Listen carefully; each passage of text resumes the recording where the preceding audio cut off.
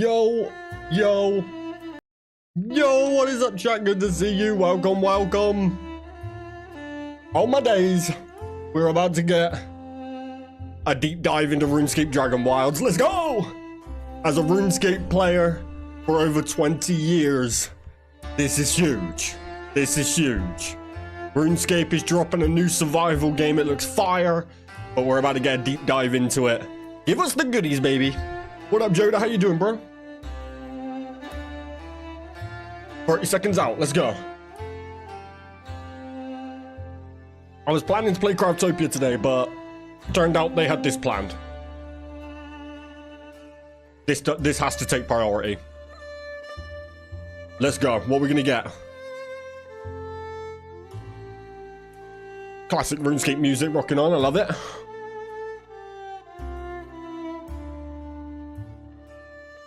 Let's go. 3 seconds out. Here we go.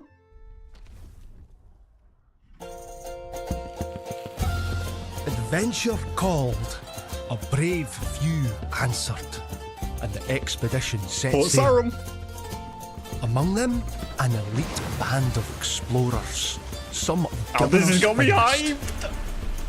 They were bound for uncharted waters in pursuit of a legend.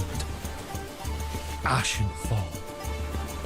Had only they known the danger. Dragons, winged death descended from the skies. Blades were drawn and spells cast, but the dragons rained ruin. What up, Loki? And so they vanished into the wild. They adapted, endured, wielded magic, sharp as What up, steel, Smeller? wits keen as arrows, always searching for a way to call for aid. And at last, they found it. The heroes are on their way, and the dragons, they'll never see it coming. I'll never see it coming. Oh, look at it, chat. You guys think this game will be good? I do. I do. But I'm also probably a bit biased.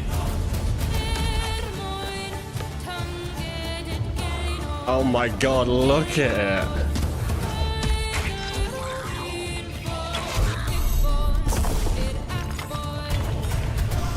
Mining? What the hell is that thing?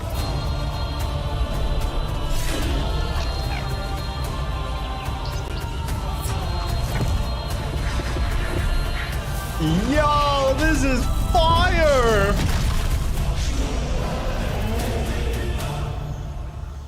Damn! Good lord, chat! I'm biased as well. I still play an OSRs to this day. Yeah, I still play RS3 to this day. So, everyone, and welcome Mod to Doom? our first developer live stream. I am Mod Doom, Senior Community Manager for Jagex's new survival game, RuneScape DragonWilds. I may be on your second or third monitor if you've relegated me that far. You may actively be skilling and chilling right now in a RuneScape game of some sort. But good news, we've got another RuneScape game to take over your first monitor. That's right, pride of place right here. No, I'm locked in, buddy. Launching a brand new game into Steam Early Access. It is a single purchase game. It is not an MMO. It is an entirely new experience. And today we're going to be showing you gameplay, behind the scenes, chats with some developers from the team, and of course, most importantly, you'll find out when you, yes, you can get your hands on this game, and we'll be sharing a release date with you right at the end of the stream. So don't go anywhere. We're opening up development on this with you, the community, during early access, because we know that that's how RuneScape and Old School got to be as amazing as they are, and it got us where we are today. So we're keeping that philosophy, we're taking that learning forward, and we're going to be opening up development with you right now. So from the moment we release into early access all the way through to full launch and beyond, what a journey of a player-driven franchise of games, and so we're so honored to be joined by two amazing members of the team right just here. On time, chat. We're all just on time. People who have been with this project from the very beginning. Welcome on in Mod Dutch, our executive producer, and Mod Rook, creative director.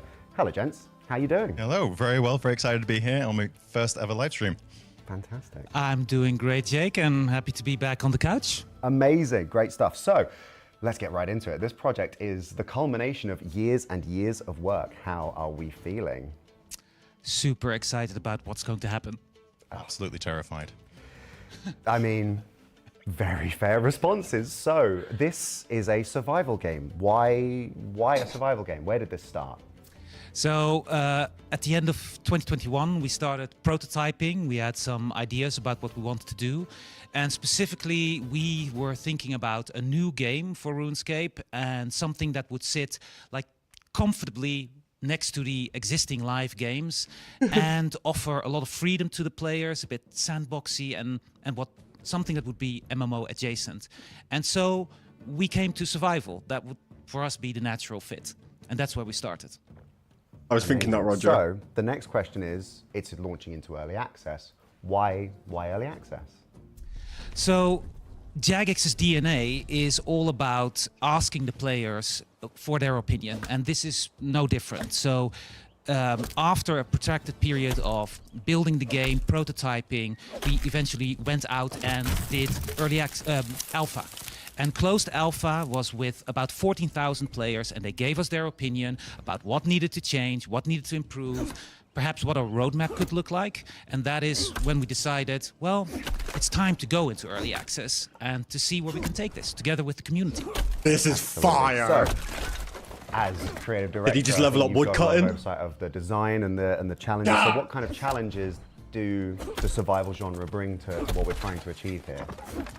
So survival genre in itself, and anything more in terms of RuneScape, right? What challenges do survival bring, if we want to bring that to a RuneScape game, is one of opportunity and challenge.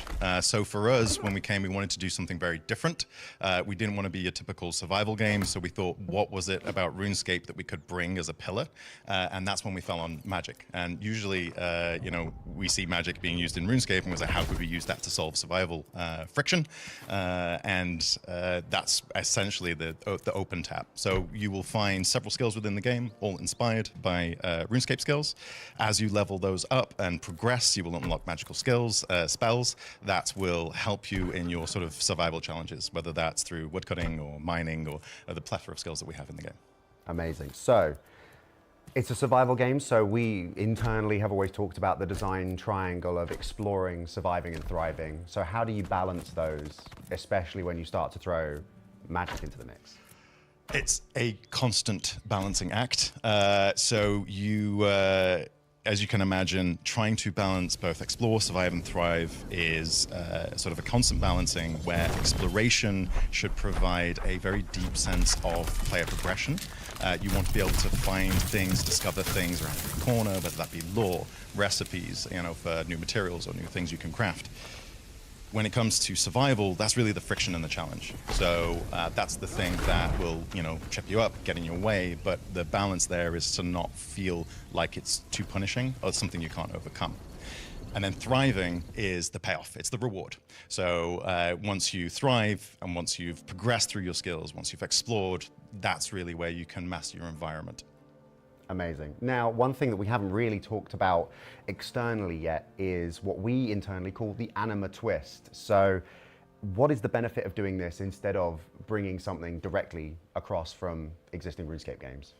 The anima twist itself is a great device to provide an influx of magic, quite literally. Ashenfall is oozing with this wild magic, and it has changed flora and fauna in interesting ways. Some will be visual, taking things that you know and love from RuneScape, but sort of providing a little twist in how they look, but also opens gameplay variety. So we can have things provide different gameplay opportunities that will surprise and delight players when they encounter things they think they know, but in a very different way. Amazing. So all of this is laying the foundations for a long journey for us, a long journey through early access. I want to be clear with everyone at home, loads of people already typing in grats to Mod Dutch for leveling up his woodcutting during that little bit of footage you saw earlier. Big grats on that, congrats.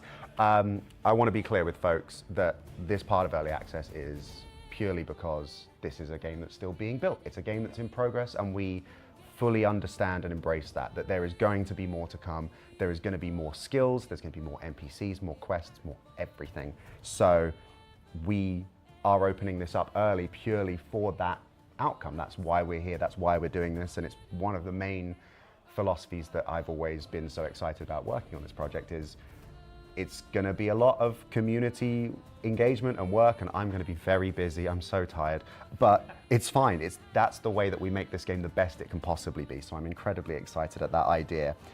Speaking of developing the game and building it forwards in the direction we want to go in, these two lovely folks have been giving us lots of direction going forwards, but they've been doing that for ages, and so we want to see about opening things up to you, the community.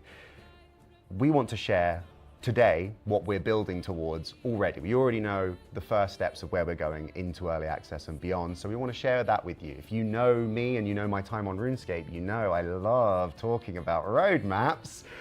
But we got ahead of ourselves on this one, and we actually have one to show you. So here's one for you to look at right now. This is a banger, and I know bangers. This is all content that is currently being worked on by our team that we are planning to introduce through our time in early access, that we are going to be building towards as we get you hands-on, and all of this is subject to player feedback. As when we launch into early access, we want to know what's working with you, what isn't working, what's gelling, and what we can prioritize. So this is all subject to change. We don't want to put deadlines or dates on this because it'll be ready when it's ready.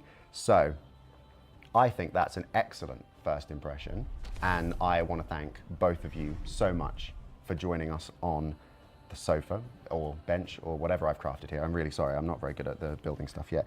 Anyway, Mod Dutch, Mod Rook, thank you so much for joining us. Thank you so much. Thank you, Doom.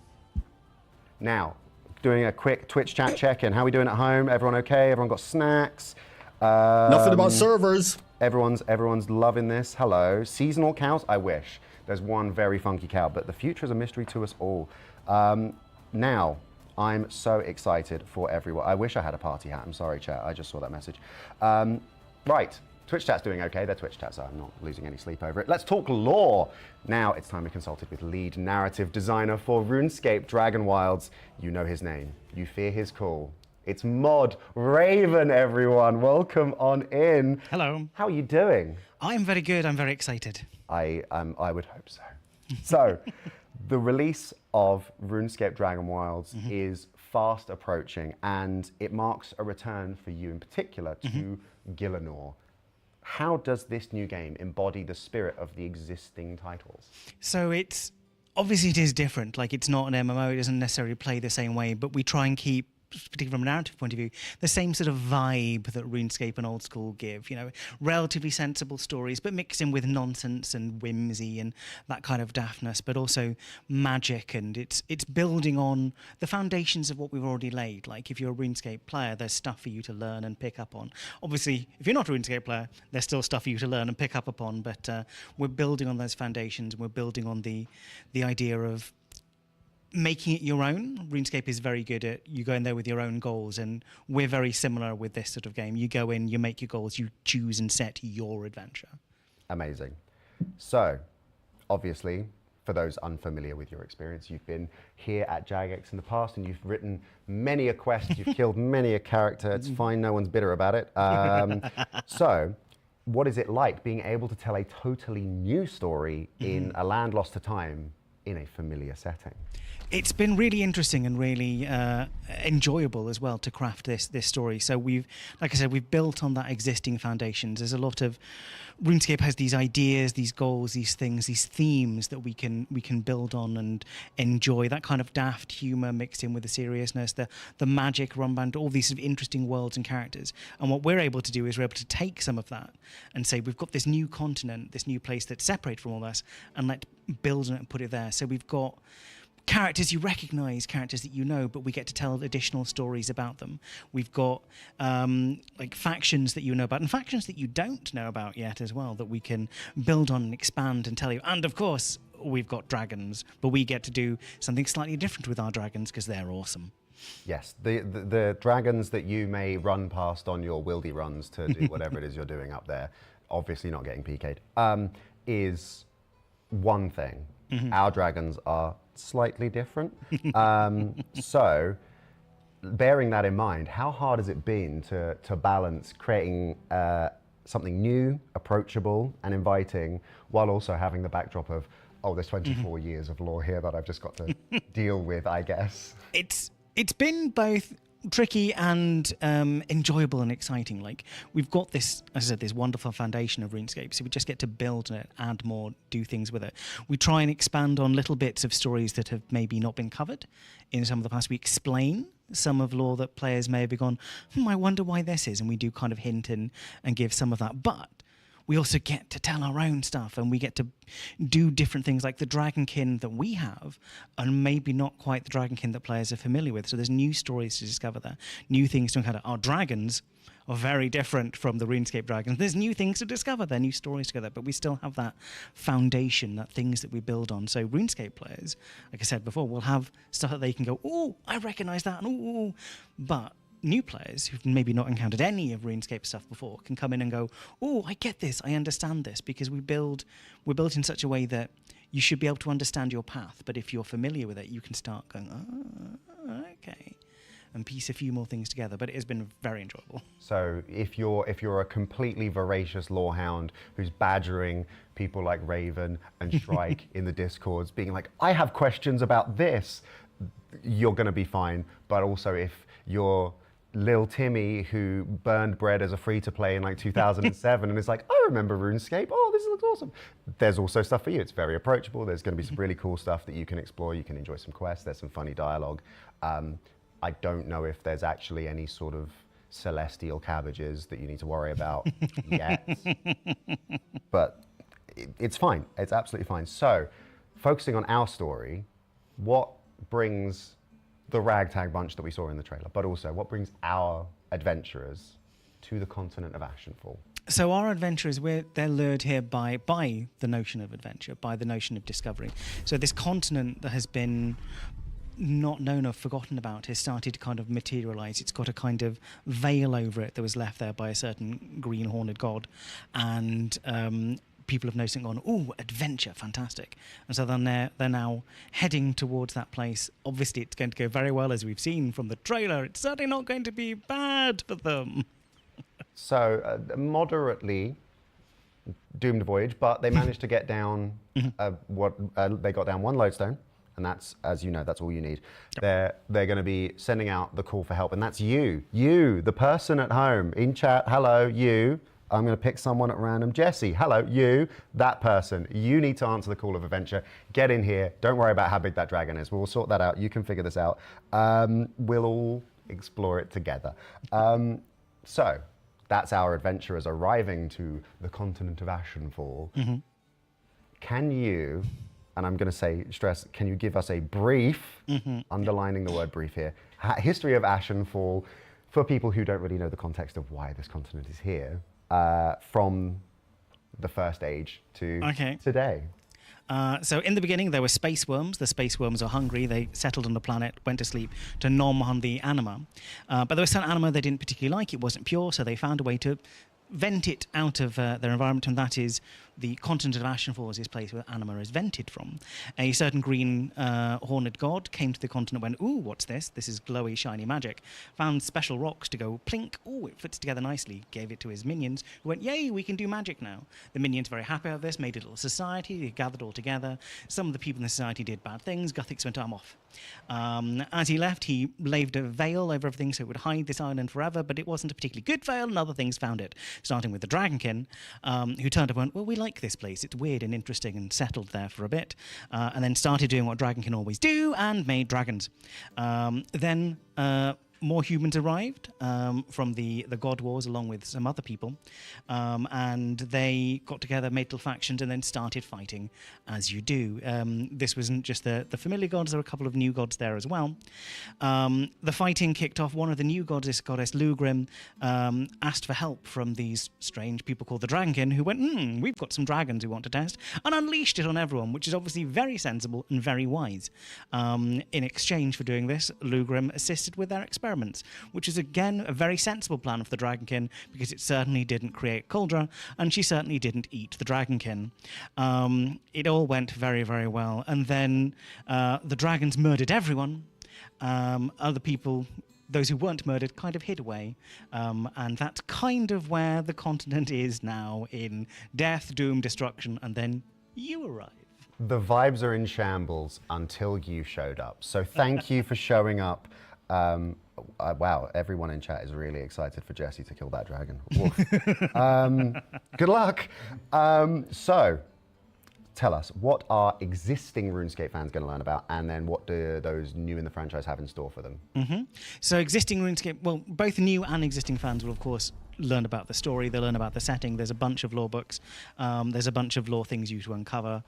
Read all the journals. And you will learn about some well-known NPCs. We will expand on some of their backstories. So people like Vanica. We've got a bit more about Vanica. You'll learn a bit more about he of Button Knife fame. Of course, we've got Zanic there because we have to by law, and you'll learn a bit more about them and some of the stuff that's going on. Obviously, there's the dragons, the Dragonkin, a whole new faction to discover, weird goblins, and just a bunch of other random stuff. It's a real melting pot in there, and so I'm very excited for everyone to start unpicking all of the threads and managing to pass through the chaos to see the master machinations that Modraven has been cooking away at for an unnerving amount of time. But speaking of time, I want to thank you so much for your time, Modraven. It is very much appreciated, and I am so excited on behalf of the RuneScape communities about everything you are cooking up for us. So, folks, now we are going to talk to a few more of the incredible members of this team that have brought this incredible game to fruition. While we get them in here and on the sofa and talking, I've got a video for you. You, by chance, might know that Jagex has a bit of a history of creating bangers, absolute bops, audacious hits, and music that moves you. Well, our audio team have done it again. And so, here's a little bit of the behind the scenes as to how our incredible main theme came to fruition. It's a good one. Don't go anywhere. So far, chat, big W.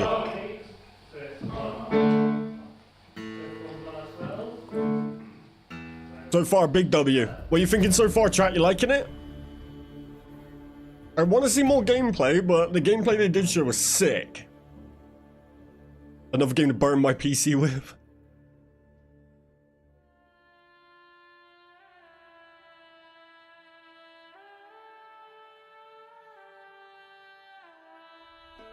It's good, right?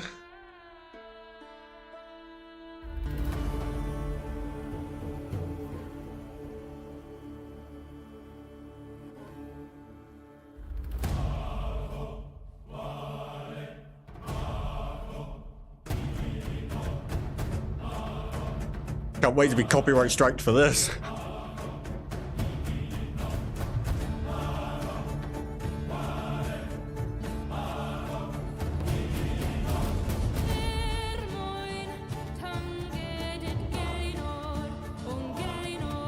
Half hour? I reckon this will probably be about an hour, if I was to guess.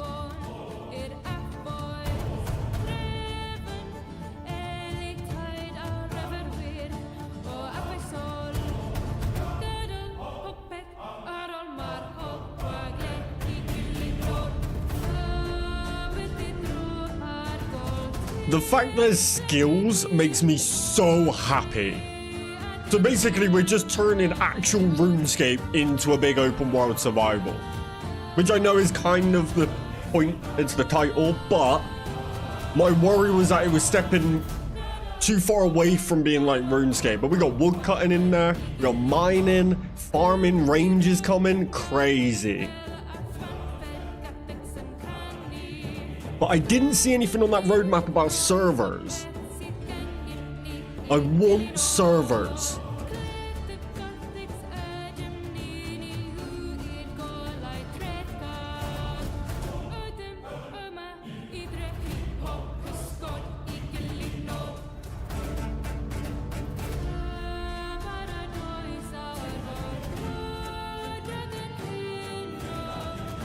This is a natural next step for RS, 100%, 100%. But it looks like they've done it in the right way. The concern would always be that they're going to drop this survival version of RuneScape and it just not be that good, but it looks as if they're pulling it off. It reminds me of the trailer for RS3. You remember that weird, like, super high graphic trailer they made, like, years ago? it feels like they could have just used that trailer for this. Player count is only 4, right? Yes. So if the world's going to be as big as what it seems, there's all these skills going on. We need servers. And if it's going to be a thing, I'll launch a server the day it's possible.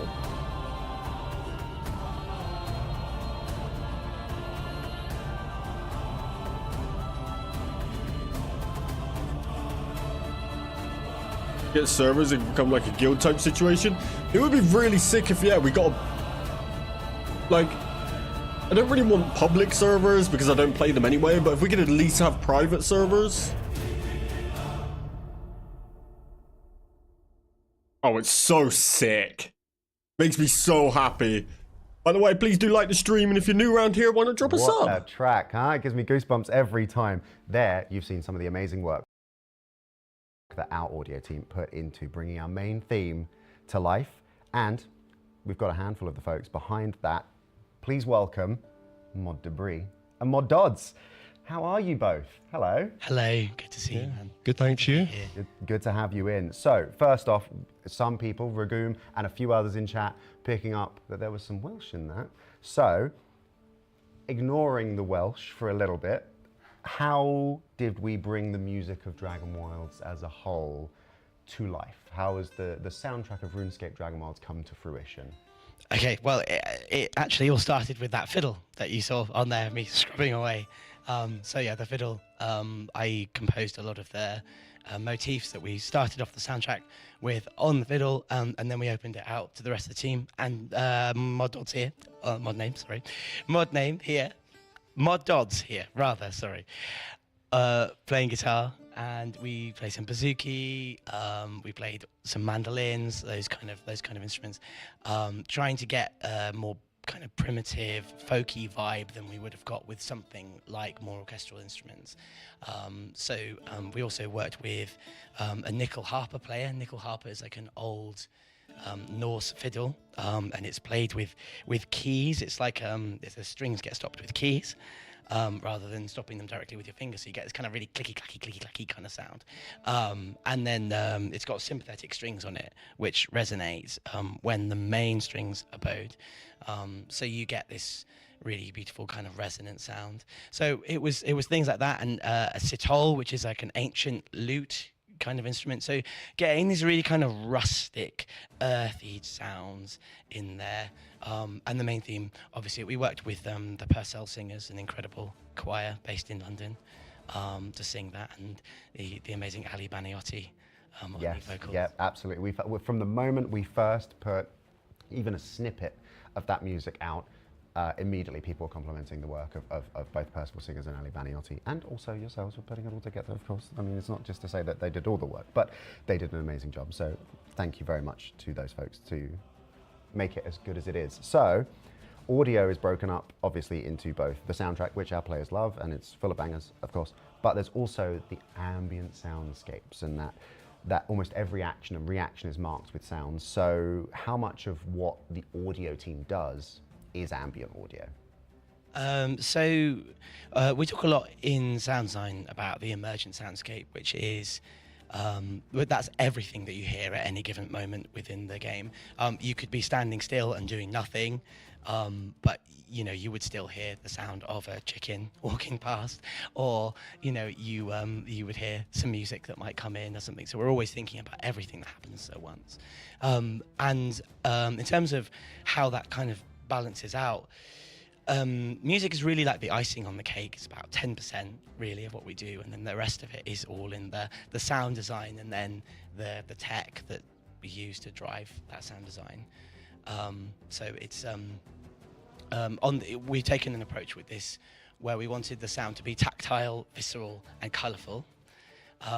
So tactile sound, as in sound that you can really feel in your hands. So imagine If you were the character in the game, if you picked up a sword, you would feel the shiny metal, you would feel the cold metal in your hand, you'd feel the weight of it. But you're not going to feel that as a player because you've only got sight, you've only got sound to experience it with. So we have to do as much as we can with the sound to bring those things to life. So interacting with any kind of material is something that we've really tried to bring out, and that's about making it tactile.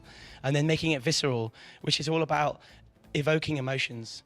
You know, when I pull the string of a bow back, I want to feel powerful. When I chop down a tree and I hear it crack as it's about to fall down, I want to feel satisfied. So it's about bringing those quite primal emotions through in sound design. And then colourful, because the game is colourful. It's a beautiful, very bright, colourful game, and the sound needs to be as well. Yeah. And that means that every individual element of sound, everything that makes a sound in the game has a real variety and a real, it has myriad different flavors that come through. So the dragon, it's not just going to roar, it's going to growl and it's going to ruckle and it's going to breathe and it's going to have all this kind of flapping and scale sounds and stuff like that. And it's through the multitude of elements that you really bring these things to life in the sound design. Absolutely. So the key takeaway here is if you play this game on like a $1 headset, you are completely robbing yourself of the experience. Don't do it. Both Mod Debris and Mod Dodds will be really upset at you. So, Mod Dodds, not just a pretty face and a beautiful storytelling voice. We would love to hear from you about how you've used the tech to make the world feel alive in various biomes across this amazing continent. So, well, that's two questions in one. I'm feeling mean. How do we make the world feel alive in various biomes? So I can merge them all into one, that's fine. But it's like with the tech, we're using like Unreal Engine 5 for this, and they've got their newer Meta Sounds functionality, which has been great to work with. Instead of just like playing sounds in places, we can manipulate them, change them, adapt them, and make them perform in different ways depending on the situation of the game and the scenarios of the game data we're being given to make it feel more alive and more entertaining to listen to. But in terms of the biomes and stuff like that, we have we wanted to make sure that each biome had its own individual characteristic and reason for the way it sounded, and give that feeling, like what Mod Debris was saying about like that visceral in the world experience. So, if you're in a woodlands away up in the highlands, I want that to sound different and compared to the woodlands in the lowlands, different myriads of birds or little squirrels or other noises that are going to make through them, or as well made the tech to work out where if you're in sparser areas like highlands, you're going to hear the bird call, but then it's going to echo all the way through and bounce about with the reverbs and make it sound really lush and like it's in the world and you're experiencing this living environment for it, whereas it's going to sound more dense and a little bit more chaotic, and there's going to be more wildlife down by lakesides, and it's going to sound like you can't pick out one individual creature and stuff like that. But in order to bring that all to life, we looked at a lot of the art direction, which has had this wonderful anima twist put into it, and these creatures are so beautiful and interesting and different, so they've been morphed, and in order to morph that kind of sound and make it feel right, we had to manipulate them in different ways that started with creatures like birds and frogs and bears and dogs and cows and lemurs and alligators and all this weird stuff. I think there's even just mad stuff in there that people have went and picked out foxes and penguins. There's a penguin in there somewhere as well. They're always behind it. I knew it. Always penguins. And then we've got then as well, we then went around and we're finding other weird sounds around the office. It'd be opening a door and you'd get a creak somewhere, or I was getting water and the drain was like as it was doing it, and you could collect all these noises around the office, and rubber mallets on glass or on metal, and make these hollow like rumbling noises that make it sound like a big throated creature, or even just badly played clarinet, get some honking noises in there for some fun terror words and stuff like that. Okay. That's what. It was us trying to play badly, and lastly, we actually then used our own voices to add to it to make these weird nasty sounding creatures, you know, just us. We must have sounded mad in the office that day, just screaming yoo-hoo, yoo-hoo into microphones, trying to get the Dia going. You've got both of our voices. It's us merged together, and I think there's other people who have been working with us that have got their voices in goblins and stuff like that as well. So it's all over the place. We've just scattered all these sounds and morphed them like the Anima twist. Yeah, it's amazing, and I know that just from even when I first sort of initially came onto the project, and I was starting to talk about what everyone was doing and what I could learn. I think I mentioned in passing to Mod Debris, I was just sort of like, oh, I'm going on a trip to Asia, and I'm going to be staying in sort of a rainforest chalet, and I was so excited because it's the biggest trip I've ever done. I was like, oh my god. Mod Debris was like, I need you to record the ambience in that rainforest. You must get me that. It's so rich and so lush. He was like, the sounds. And he insisted I record them all in FLAC format, and I sent them over. I don't even know if they made them in the game, but your face lit up as soon as I was like, I'm in a rainforest. You're like, oh, you have to go. So it's been amazing, and the level of... There's an owl in the game, which I was staying in this cottage in Norfolk, and I heard a tawny owl on the roof, and I just stuck my phone out the window, and I just got this, ooh, I can't do it with my cold, sorry, hoo. and that's it. Yeah, that's in the game now. It's great. Amazing. So, I mean, it's very obvious how much the audio team and this entire team, it's emblematic of how much the entire team here cares about this project and the love and the intricate detail that's going into this. But we are still early access. So what does early access mean for the audio team? I mean, we've given full coverage across the game, and we're incredibly proud of the work that this outstanding audio team has done on this project. There are just some places to go with some aspects of it, really. It's more about making it more itself, making it more tactile, more visceral, more colourful, all those things that I say over and over again to you. Particularly, I would say, with the magic is one area where I really want us to go further. And it's about it's such a unique thing to be able to work with the magic in this game, because it is such a unique approach to magic in a game, and so we have just such a broad opportunity there to really see how these different colors, these different effects are gonna sound, and what I want to do is really feel like the raw energy of anima that's coming out underneath, whilst visually you might see this very pretty sparkly thing going off, but underneath you want to feel that the whole world that energy lurching to make this happen. Absolutely. And even the survival spells that we've got in there right now, they're amazing. You can really feel that. So I'm happy to spoil that there's a spell where ore explodes at your command, and just that sound, that swelling, and it's visceral, it's tactile, it's colorful. You get me to say it, but that feels amazing, and that level is what we are constantly striving for as we continue to build and iterate and progress. Is we're going to keep adding more of that and deepening that, and it's more generally as well. I mean, I know, so we started off a lot of the music on this project. We didn't want to be a cover band. We want to find our own sound, and we've got a lot of original music, which is very much our own thing, and we've also got a lot of classic RuneScape music, which has gone in there, and of course that is incredibly popular with players, and that's something we want to do more of. We will do more of. Yeah, absolutely. And we're very excited as we head into early access and as we go beyond. I'm going to be banging on Mod Debris and Mod Dodds' doors to be like, okay, what's next? What do we want to show players? What do we want to talk about? And do we feel like this is hitting the mark? And getting your thoughts on, are these tracks hitting the mark for you? So we're all very excited about this step in the process. So Mod Debris, Mod Dodds, thank you for joining us in the studio, and thank you for all the amazing work that you have put into this game. RuneScape DragonWilds is infinitely better for the amazing contributions you and the audio team have made, and we are very, very grateful. So thank you both. Thank you so much. Very much. Okay. Let's get some gameplay. We have now heard from the wonderful team over in audio. So I'm going to be joined by some representatives from production and art. I'm doing a vibe check on the chat. I'm seeing a lot of emotes. Does that mean someone did something? I'm disappointed in you. It's fine. That's a future me problem. But I'm glad we're all doing okay. I'm seeing some pineapple on pizza emotes. That's Mod Shogun if ever I've seen that. I'm disappointed but not surprised. Well, we are delighted to be joined by two of the amazing people representing production and art here on RuneScape DragonWilds. Please welcome in Mod Sharky and Mod Art. Hello. Hi. So, welcome on in. How are we doing? How are we feeling? Good. Yeah. Amazing. Good stuff. So, Mod Sharky, why is making a game so complicated? That is a very good question. The main reason why is because we've got so many people on the team who do very, very specific things, right? And getting something that might seem quite simple on the surface to actually work involves so many different people, right? And so many different areas of those expertise. So if you think about something, say, like character create, which is fairly standard part of a game, you know, most games include a character create, you want to be able to pick a hairstyle.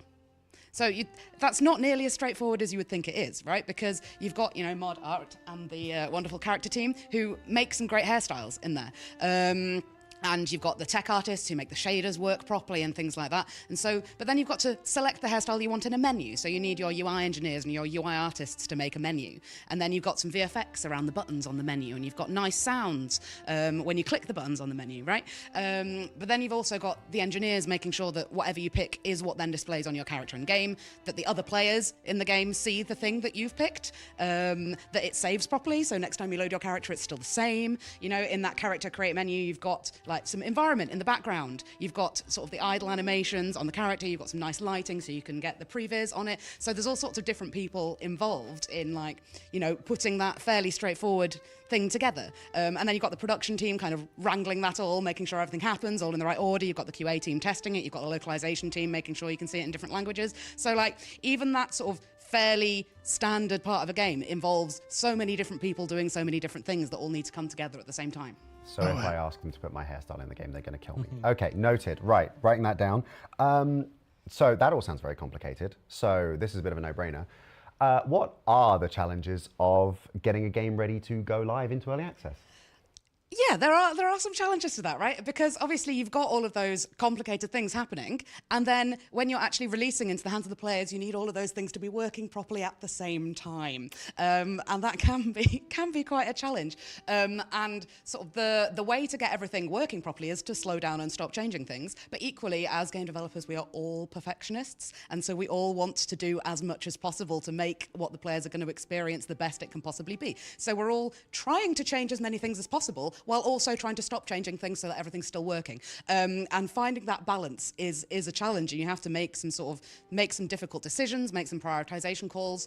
And when you go into early access, you're then putting things into the hands of players for the first time. And it might be that like what we thought was important isn't necessarily what the players thought was important. It might be that, you know, players, they're going to go and do things that we didn't expect as well. So you're sort of basically trying to predict what needs to be working properly as well, which sometimes we don't get right. So that's one of the really exciting things about early access, is that we can start bringing all that feedback in and sort of, you know, calibrating what it is that we need to invest our time in and which bits are important according to the feedback of the players as well. So it's really exciting from that perspective as well as being challenging. Yeah, sorry to everyone in the chat getting called out for being freaky in their play styles. We can't predict you. We're so sorry. We're trying our best. So finally, you've been, as lead producer, as you mentioned, you're herding cats a little bit and trying to keep this passionate team of people who just want to keep adding more stuff, even if it might slightly break the game. Tell us about this team. Tell us about the RuneScape DragonWilds team. Who is it made up of? What kind of team is it? It's a great team, honestly. I've loved working with this team. I've been on this team about 3 years, and just everyone is so passionate about what it is that we're making here. Like it's a really nice team. It's a remote team, which comes with its challenges, right? There are some people on this team that I've never met in real life, but it does mean that we have people sort of from all over the world, loads of different backgrounds, have come from loads of different places, who are bringing their own perspectives and their own ideas and their own experiences in, and sort of so we've basically been building this team sort of from the ground up while we've been making this game, and it's been a really great experience, honestly. Like it's a wonderful team. They're all really, really good people that I've loved working with. You are just saying that because they're like right there through the wall behind us. Hi everyone, hello. Be good, don't be loud. I can hear you, be good, thank you. Okay, so Mod Art, you've sat here very patiently. I wanted to ask you about, obviously we've been showing off the gorgeous environment of Ashenfall. The environment is a major factor in both gameplay and aesthetics. So what's the story here? What's the story? So, as you say, it is hugely important. Firstly, we need to create something that looks good, right? So you can see in obviously a lot of the imagery, we've had to create something that is aesthetically beautiful. This has to be a place you want to go to. It has to be a place you're going to want to spend time in. So we've invested a huge amount of effort into just, first of all, making it look great. Obviously, we want this world to connect with RuneScape as closely as possible. So we've tried to go with a lot of things that people are going to find very familiar, but we've also pushed things a little bit as well, where we're pushing into something new as well. But yeah, in terms of aesthetics, magic is everywhere. You'll probably see it, a lot of the imagery, hugely important for us. So you'll see magic in the sky, magic's in the land, it's everywhere. Magic is what's shaping the world itself. So you'll see chasms, it's ripping it up, it's shaping it, but it's also shaping the creatures as well. So yeah, just in terms of aesthetics, we've put a lot of work into it. But as you say, a survival game, it's all about gameplay. And we've got to think about, right, well, what is really important? Players need to know why they're there. So we use storytelling, right? So when players land, they're going to see a lot of dragonkin structures in there. They're going to be, okay, where are these guys gone? You know, a lot of human structures, things that, you know, nature's reclaiming this place, and there's a mystery, right? And they need to kind of figure out what's happened here. So that's part of it. It's a lot of storytelling, golden path. We want players to go certain ways. This is where the talented team figure out these sight lines, ways to sort of encourage players to do certain things at certain times and to explore. So there's a lot of effort has gone into shaping this world. And then just in terms of a huge part of our game is progression, right? So we've scattered things around this world, resources, so players need to mine, they need to find things because they need to progress. If you don't progress, you're going to be beaten up. That's generally a good rule to take from this. So we've seen some of the familiar flora and fauna from RuneScape and Old School. How have we translated those designs over into what we do? So again, in flora and fauna, let's start with fauna is the more interesting one. So creatures, right? This is so we've had so much fun in this game making the creatures. So you'll see, we're a game. Unfortunately, we made these amazingly cute creatures, but we need to hunt these creatures, right? So we have to craft. We've got to make leather. We've got to make all of these different things. So there's a huge variety of creatures. Each do giving you different resources, obviously, when you successfully hunt. But where it's really interesting for art, rather than just sort of putting in these creatures, we're trying to manipulate these creatures. This is a magical world. That anima that we spoke about, that's mutating the world, it's mutating them too, right? So you're starting to see predators and prey creatures adopting different visual characteristics that's in that world. So the predators, glowing eyes and spikes and thorns, whereas some of the more, the prey creatures, a little bit more flowery, a little bit more plant-like. But we've had a lot of visual fun because it actually is really interesting. So again, we look at what RuneScape did, we bring something else, we add this anima twist on top. Amazing. And we're seeing a slideshow of the characters. There's a particularly cute looking Zanic there. Yep. So these characters look amazing, including the player character as well. So what's the vision for the style of character that we're playing as? I mean, quickly with just the NPCs, you just had Zanic on screen there. So Zanic was, again, we look at Old School, we look at RuneScape, and this is what our artists do. There is a formula to it. So it's kind of, we study it, we squint, we figure out what is really important. In Zanic's case, big blue eyes. Her hair was very distinctive, her clothing. So we took elements. There was a lot of talk about the color of her, she was a cave goblin, so it was like, there was a lot of arguing about, well, what color green should it be? But we put a lot of effort into it. But we have to realize that creature in our engine, in our style. So so it's about what will our players really miss if we don't include, but then what sort of flavor, what taste we can add on top that sort of stamps it as a character in our game. So we've had a lot of fun with the NPCs, and hopefully a lot of RuneScape players will recognize the ones that we've put in there. But in terms of players, so again, hugely important, progression, right? You want your outfits, you want your armor, you want your weapons to look great, right? You want bragging rights. You're going to start off pretty much naked in the game. You've got to craft the most basic leather things. So this is what you're going to see. So again, we follow the formula. This is what we do. It's like, so at the beginning, you shouldn't be good at what you're doing. I mean, imagine we had to make clothes. I wouldn't know how to do it. So it's like, so the stitching's all over the place. It's poorly designed. It won't protect you very well. So it's the idea that as you get better, as you progress, you're going to see better craftsmanship, better artistry, right? This is where the art actually creeps in, where people, there's aesthetics to it as well. It's not just functional. And obviously your ability, the materials you're using are going to get better. So it's getting more and more, giving you more and more protection. Amazing. So we've had a lot of fun with our character designs. It's been great seeing it come together, and seeing especially it go from concept to in-game is something that I've loved, and I hope that players can really appreciate that rich detail of it. And it's going to be an awesome experience when people jump in. So Mods, Sharky and Art, thank you so much for joining us on the sofa. It's been an absolute pleasure. So folks, I would like to introduce our last guests for the stream. I realize we are eating through this wonderful hour I've set aside for us. But I'd like to introduce two very, very special guests. Our very own CEO, Mr. Mod North, and his partner in crime for this particular instance is, as he's back on the sofa, Mod Dutch. Welcome on in. How are we doing today? Are we good? Excited. So excited. Incredible day. So, Mod North, Mod Dutch, this is an incredible day for Jagex and in the RuneScape franchise as a whole and our history. Mod North, can you tell us a little bit about your journey with RuneScape DragonWilds to where we are today?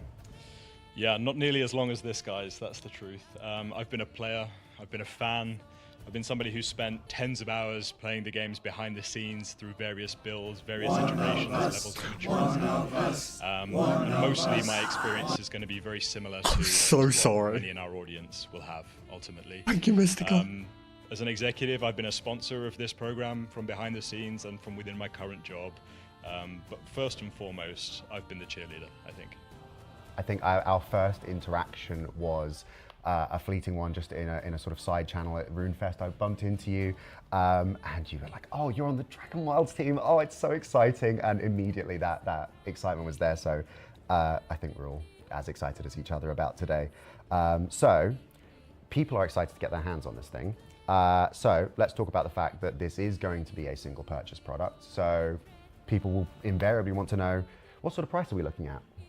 Yeah, it's a good question. So this will be a single purchase product, as you've said, which is quite new for Jagex, and it will be priced at $29.99 in the US, but also in Europe. And then in the UK, it'll be priced at $24.99 in British pounds. Excellent. Well, there you go. There's a straight 100% answer. the right We love price. that. And to be clear to everyone at home, this is a single purchase. That's no additional additive bonuses on top of that. And I've had this question a lot across our various socials of folks asking the same thing. And we're just interested in making this product the best it can be right now. We're not interested in anything more than just let's make this game the best it can be. And we want to value your time, your contributions.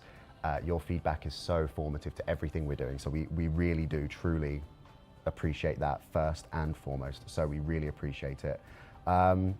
That's something that I'm glad to be able to keep going out there and hammering home. I think it's something that we're all very, very proud of and we really stand by and believe. And as I've said a few times in the stream alone, as I've said on every single social, everywhere, all the time, you're probably sick to the back teeth of me saying it, this is an early access title. It's going into early access. It means that we're getting players in early and you are going to be giving us feedback now through early access, but then beyond into our full launch, and then wherever that takes us, more and more of this game is going to be guided by the feedback that we get and our understanding of what means the most to you as players, as RuneScape fans, as survivors, as whatever you may label yourself as. That's the thing that's really important to us. It's going to be a lot of work for me, but that's fine. I believe the phrase is that's showbiz, baby, but that's fine. That being said, how long do we expect this to be in early access for? Who would you like to go first, the executive producer or the highly ambitious CEO? Which would you prefer? Let's go, Mod Dutch, let's start with some pragmatism here, why don't we? I mean, no, you know what? Let's start with relentless optimism. Mod North, why don't you set us up? Look, for me, ultimately, the honest answer is when it's ready, right? It's done when it's done. And as you've expressed very eloquently so far, Jagex at its best is a company that listens to its players, works with its players, builds its games with its players, and that's part of the reason why we've seen the success that we have with the rest of the RuneScape titles. That's no different here, ultimately. It's so important that we get this right, and that the players are the leading voice in us getting that right. Personally, though, I would love to see this game launch next year. He says, smiling at Mod Dutch, but I would love to see this. Mostly as a player, I'd love to get my hands on a full global launch product then. But it's more important that we get it right than we get it fast. Yes, absolutely. And we really, again, we want that to be our driving motivation. Is it's ready when it's ready, and we're not trying to make this more than it is right now. It's an early access game, and we're the humble sibling looking to earn our place among a pantheon of some of the biggest MMOs ever. In a franchise of titans, we're a humble little upstart. We're figuring ourselves out right now, but We're getting there, right? Is that Yeah. similarly you've always used, the sort of metaphor you used when I first joined? Yeah, no, I think that we are standing on the shoulders of giants already, and the RuneScape franchise is amazing, and the teams are amazing. And I'm going to do a shout out to all the teams at Jagex. Your devotion and your talent has made this possible, and our alpha players and our burgeoning community. We are doing this for you, and without your passion, it wouldn't have been possible. Thank you. Well, that's me sold. All that's left for me to ask is a very important question that I think everyone wants to know. When can individuals out there across the world, when can people get their hands on RuneScape DragonWilds? I am incredibly excited to announce that it's available now.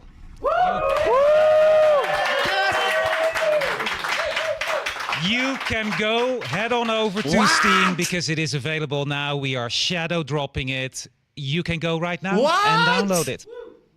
Wait, does that mean I got to do a 24-hour I can hear them stream? going crazy out there. It's The whole amazing. business is next door, losing their minds right now. That's amazing. I love it. I'm so excited. I spoke to dozens of players who came up to me who recognized me for some reason. I'm really obvious to spot. I don't know.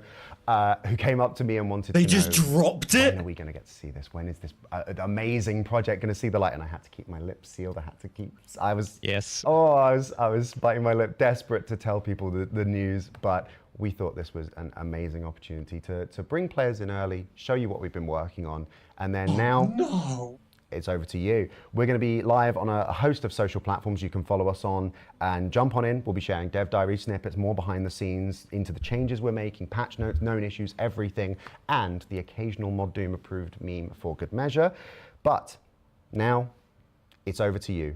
Holy Zamorak, it brings us here tomorrow. We've done it. So on behalf of all of us here at Jagex and the RuneScape DragonWilds team, we just want to say thank you, don't we? Yeah, thank you so Not much, free. everybody, and we'll see you all in Ashenfall.